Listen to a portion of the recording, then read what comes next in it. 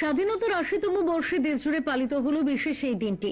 স্বাধীনতার গৌরব, শহীদদের আত্মত্যাগ এবং দেশের প্রতি দায়িত্ববোধকে সামনে রেখে নানা জায়গায় আয়োজিত হলো পতাকা উত্তোলন ও বিশেষ অনুষ্ঠান।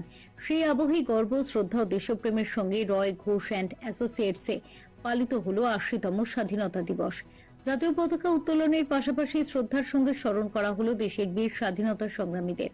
স্বাধীনতার মূল্যবোধ, সততা, দায়িত্ববোধ এবং জাতি গঠনের অঙ্গীকারকে আরো দৃঢ় করার বার্তা উঠে এলো অনুষ্ঠানে উপস্থিত ছিলেন রয় ঘোষ অ্যান্ড অ্যাসোসিয়েটসের অন্যতম পার্টনার সুব্রত রায়।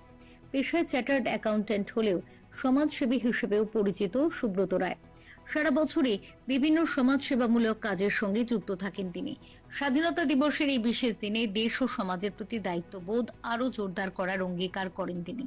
সকলকে ৮০তম স্বাধীনতা দিবসের শুভেচ্ছা জানিয়ে ওঠে জয় হিন্দের সুর। Bureau report, channel 10।